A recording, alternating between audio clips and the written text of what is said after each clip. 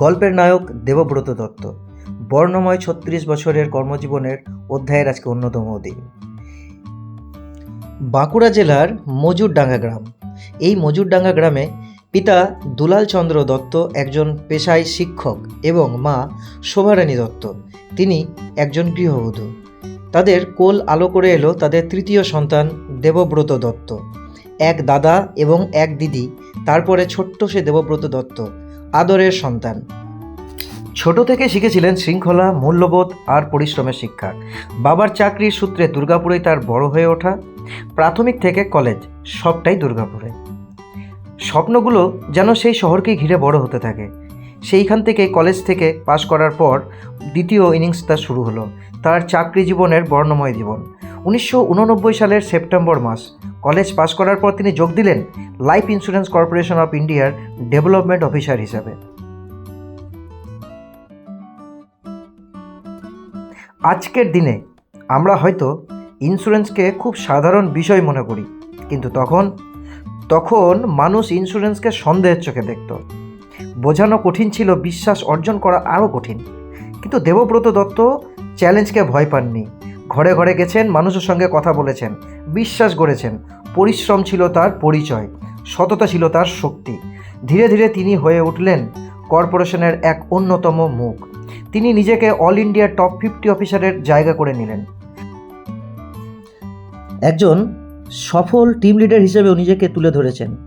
বহু এজেন্ট নিয়োগ করেছেন এবং তাদের জীবন গড়ার কারিগর হয়েছেন তিনি।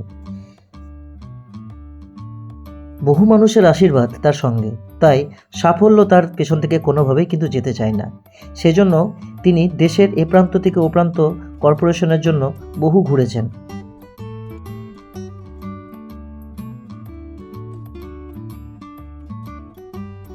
চাকরি জীবনের 5 বছর পর তিনি বিবাহ বন্ধনে আবদ্ধ হলেন সাহেবগঞ্জ নিবাসী মৌসুমী দত্তের সঙ্গে।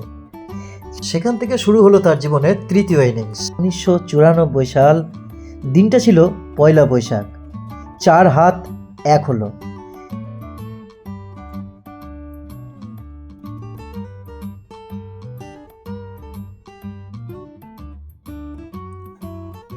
সুখের দাম্পত্য জীবন সুন্দরভাবে চলছে এবং তার এক এক করে তার জীবনের স্বপ্নগুলো পূরণ হচ্ছে। ঠিক 2 বছর পর তাদের এলো জীবনের ভগবানের সবচেয়ে বড় আশীর্বাদ, একমাত্র পুত্র সন্তান। দেবব্রত দত্তের সন্তান আস্তে আস্তে বড় হচ্ছেন। একদিকে কর্পোরেট সাফল্য, অন্যদিকে সংসারের দায়িত্ব। এ সব কিছুর মধ্যেই আবার ফেডারেশনের একজন বিচক্ষণ নেতা এবং ফেডারেশনের বিভিন্ন পদে থেকে তিনি নিজেকে প্রমাণ করে দিয়েছেন একজন বিচক্ষণ নেতা হিসেবে। ছেলের চাকরি জীবন শুরু। ছেলের প্রথম চাকরি সুযোগ আসে ভারতের বাইরে, আমাদের পার্শ্ববর্তী দেশ বাংলাদেশ। একজন পিতা হিসেবে তিনি তার ছেলেকে এত দূরে পাঠাতে কোনো রকমভাবেই তিনি রাজি ছিলেন না। এদিকে এক মানসিক যন্ত্রণা, তার উপর শুরু হলো বাবার অসুস্থতা। সেই একই বছর বাবার অসুস্থতা তাকে প্রত্যেক দিনভাবে মানসিক যন্ত্রণা দিয়েছে। সালটা 2019। শত চেষ্টার পরেও তিনি তার প্রিয় বাবাকে হারালেন। সেই শোক, সেই মানসিক চাপ, তবু দায়িত্ব থেকে তিনি সরে দাঁড়াননি।